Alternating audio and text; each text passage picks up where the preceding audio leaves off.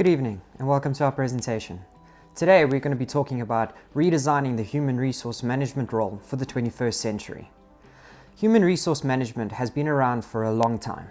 Previously, human resources is seen as the enforcers of policies and procedures. Human resource management has always been a one-sided approach, where employees were told what to do and they had to comply. This may have worked previously. However, we are now entering into a new era that human resource managers needs to change and adapt to a new way of doing things. Some new functions of HR include redesigning policies and procedures to maximize employee performance, also to ensure that the strategic objectives of the organization are met. The old HR roles need to be redesigned and evaluated by all levels of staff, from the very top to the very low. In doing so, human resource management will become a crucial part of any organization in evaluating, training, and monitoring staff to ensure that their individual or group performance is meeting the new, very demanding needs of the 21st century. Draker Media Unlimited is one of the largest companies in South Africa. Competing companies such as Media24, Independent News, and many others, Draker Media Unlimited has been in the media industry for nearly 20 years and has grown successfully over all the years. Draker Media has started off at a small company operating with little staff, but has expanded over the years in many areas and provinces. In this assignment, we will be looking into our company's strategic plan and discussing if there is a need to appoint another human resource manager to assist us with a quick and drastic change that the 21st century brings us. And we will specifically looking at emphasizing on how the role of the human resource management in the 21st century changes. Let's get into it. My name is Nastasia Fredericks. I'll be taking you through the origins of human resource management. There is four of them. The one is mechanistic period, the legalistic period, the organistic period, and the strategic period. So the mechanistic period is the period that can be associated with the 1940s and 1950s, when manufacturing was the driving force in the industry. The period saw birth of the personnel industrial relations profession.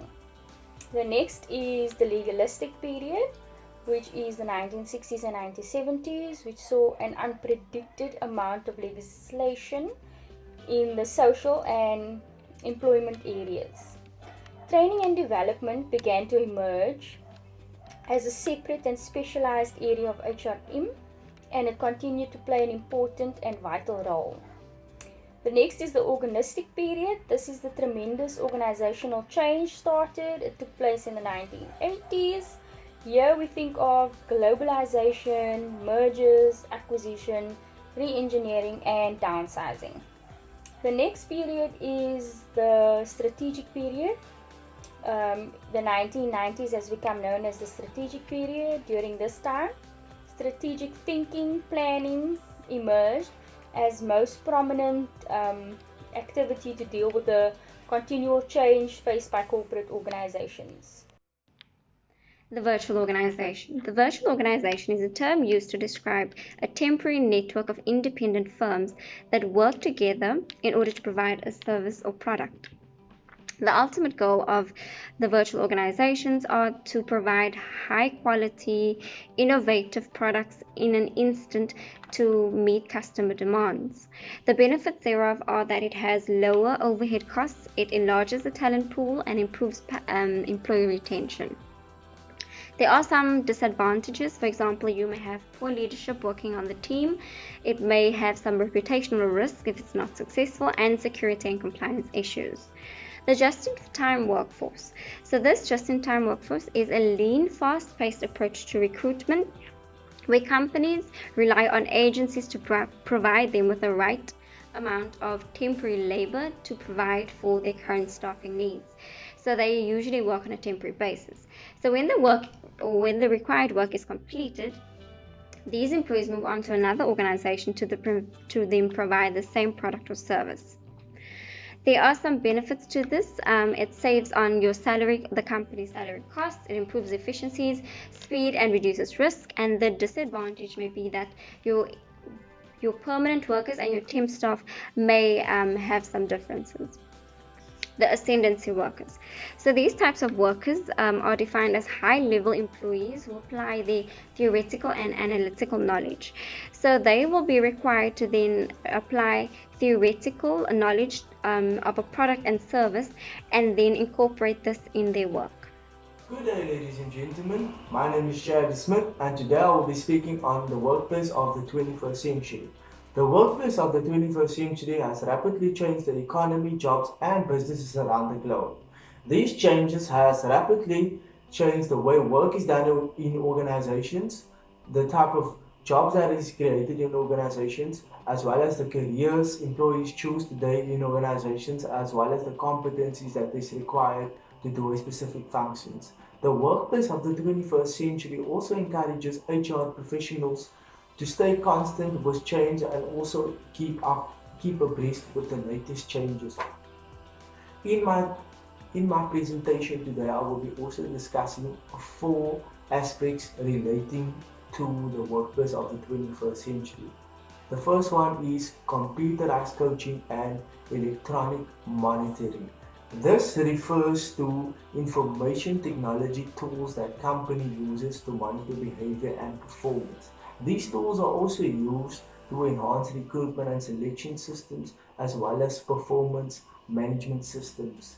There are a few systems that organizations have already adopted, which include the HR portals that companies have in place in organizations for employees to access certain data, as well as your employee self-service portal where employees can store and access personal information, as well as your manager self-service portal, which allows managers and supervisors to do various HR transactions online and also receive real-time reports. The next one is the growth of a diversified workforce.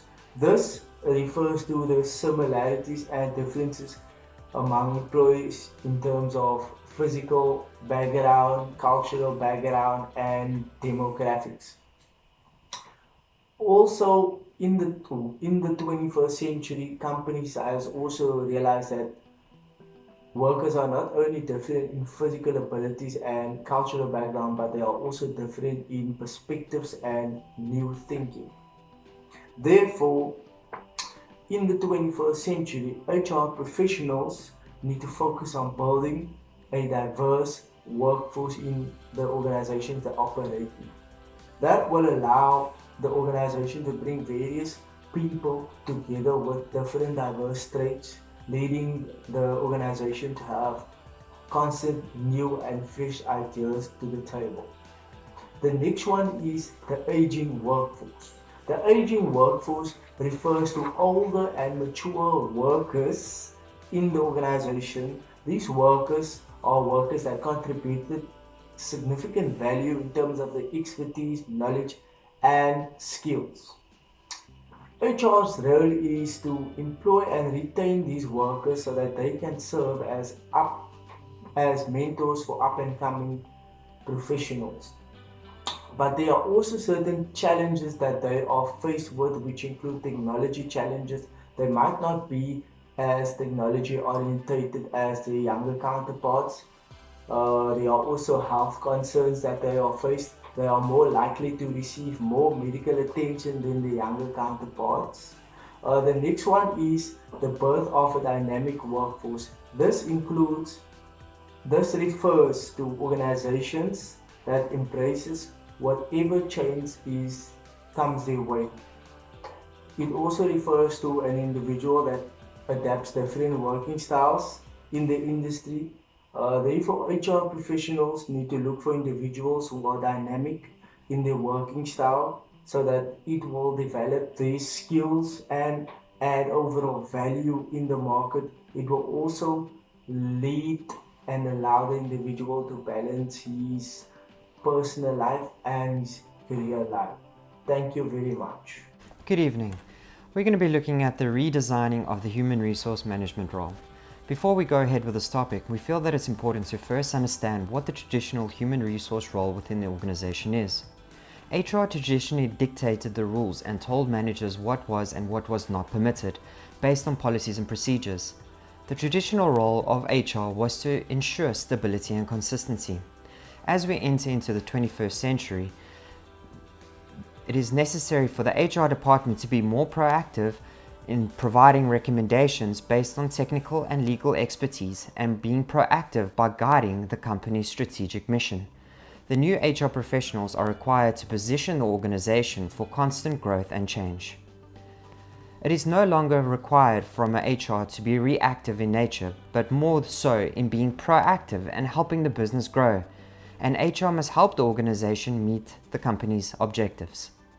The traditional role has played its part until now, but it will not work in the future, and therefore the redesign of the human resource role is necessary.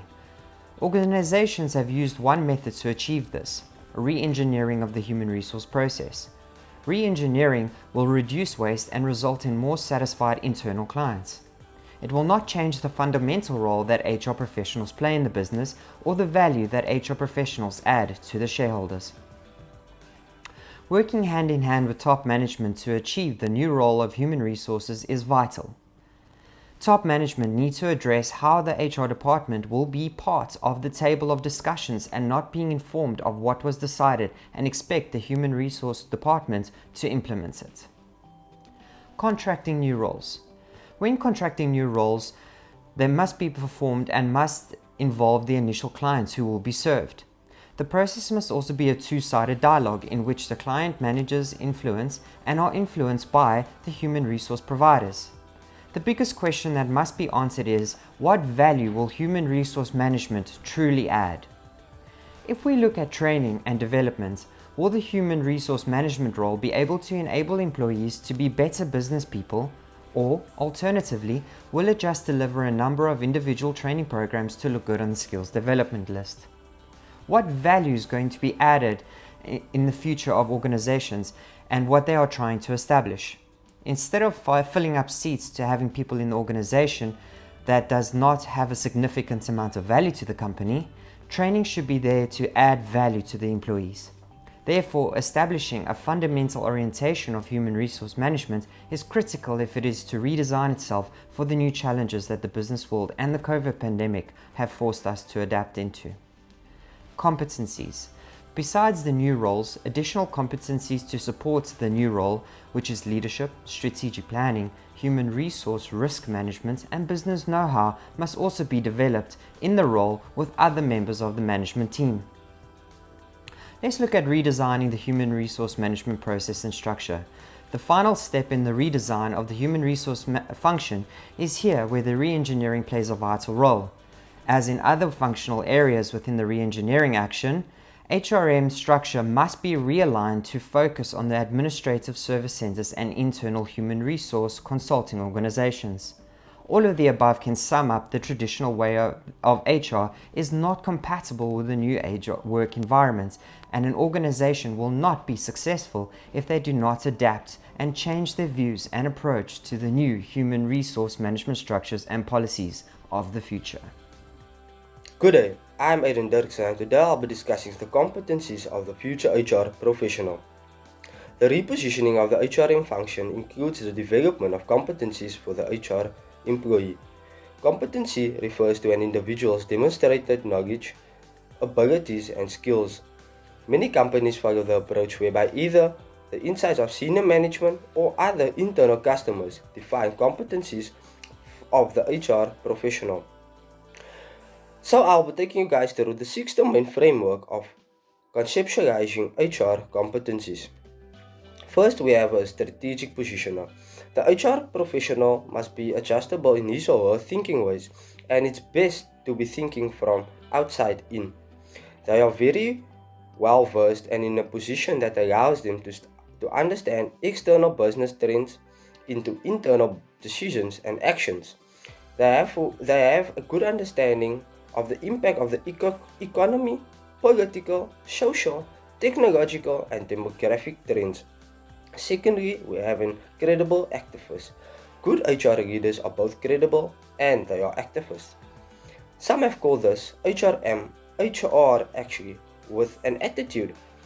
HR leaders who are credible but not activists are admired but do not have such of a greater impact. Those who are activists but not credible may have ideas but they will not be listened to. Secondly, you have a capability builder. The HR professional will be able to generate individuals' abilities into an effective and strong organization through building the organization's capabilities. Through consistent audit and investment in the creation of organizational capabilities, then we have a change champion. The HR professional will ensure that isolated and other independent organizational actions integrated and sustained through disciplined change process. He must be able to initiate change by building a case for the need for change and must be able to sustain change through organizational resources. Then we have a HR innovator and integrator. The HR professional must be known to the historical research on HR to enable them to innovate and integrate HR practices into a unified solution to solve future business problems. They will be able to achieve this by gaining insight into the latest trends of different HR activities. Then we have a technological proponent. The HR professional needs to be able to use technology more efficiently to deliver HR administrative systems such as benefits, payroll processing, healthcare costs, and any other administrative services that would be needed to assist the customer. The HR professional must also be in a position to be able to connect with people better through technology, whether it's an employee that's on site or an outside customer. Then we have a culture and change steward. HR leaders articulate and help shape organizations' cultures. Good culture and change stewards understand the culture starts with clarity around external customers and shareholders' expectation, and they can translate these expectations into employee and organizational behaviors. Better leaders with a higher level of competency are being required by businesses to build a competitive advantages over other competitors. HR leaders are expected to play new roles and to play those roles they need the competencies of today.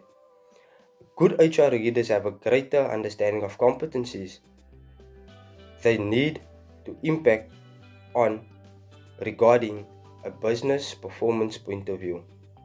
Thank you. The structure of the HR department of the future. The HR department is positioned to create value and deliver strategically that is relevant to the organizational needs. Thus, in order for the HR department to function successfully and survive the changing times, it must go through restructuring. Now we will be looking at ways of which organizations are able to do so. Service centers. Service centers emerged in the late 1990s when HR managers realized that many administrative tasks are more efficiently performed in a centralized, standardized way.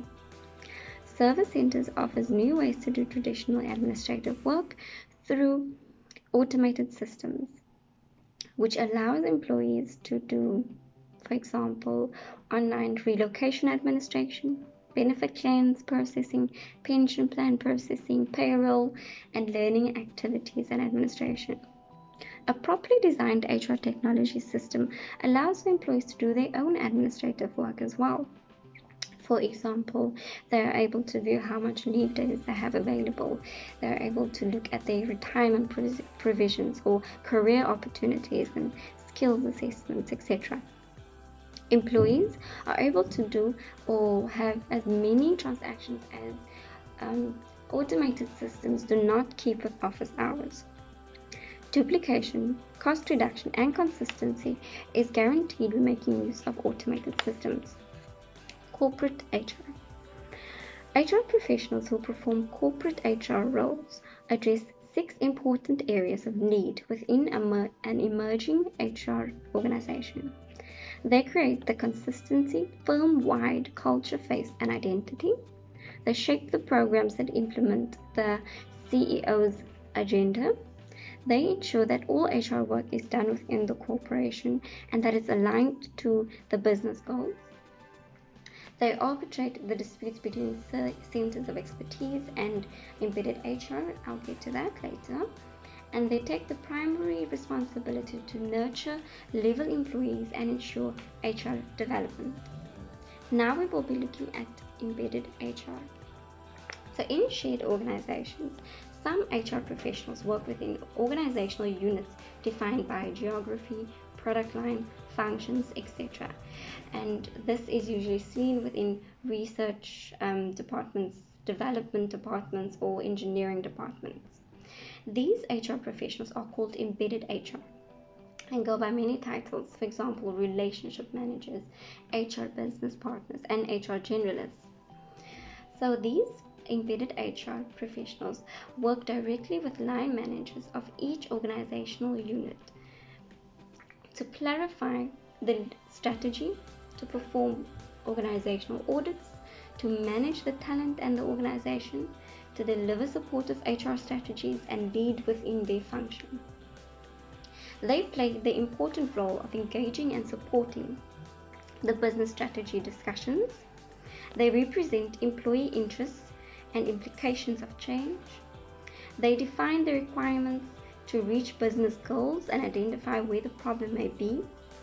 And they measure and track the performance to see where HR investments are progressing. Centers of expertise. Centers of expertise operate as a specialized consulting firm within the organization. And depending on the size of the enterprise, so they may be corporate-wide or regional. They often act like a business that has multiple clients using their services and may also charge fees for their services. They play the important role of creating service menus aligned with the capabilities of the driving business strategy. They diagnose the needs and recommend services most appropriate to the situation. They collaborate with HR embedded professionals to select and implement the right services, and they change the menu. Operational executors. To enhance the effectiveness of the new structure, another player is required to assist the HR generalist with HR strategies. So the following indicates the skill set that is required of this operational executor. Okay, so they need to apply project management skills, as this is crucial for operational professionals. They need to manage priorities and workloads, as they need to choose the correct projects appropriate for operational HR. They need to maintain business focus and getting the structure right within the organization and ensure that they measure the contributions. So I'll be speaking about why we recommend to hire another HR manager at Blue Bubble Media Solutions. Blue Bubble Media Solutions is a sub-company to Draco Media. The HR manager will be the point of contact to all Blue Bubble Media Solutions employees. Blue Bubble Media Solutions needs someone who they can trust and who they can put their needs first and who will be able to consult with. Adding additional people to Draco Media will result in the two regional HR managers having more workload and pressure, and this could result to them not being able to cope. The HR manager will be responsible for driving the culture and maintaining the talent at Blue Bubble Media Solutions. These premises will be at Draco Media Solutions. Some of the components will be virtual, and the HR manager will be responsible for driving the recruitment and getting suitable candidates to perform these functions. The HR manager is responsible for bridging the gap between employees' performance and Blue Bubble Media Solutions objectives.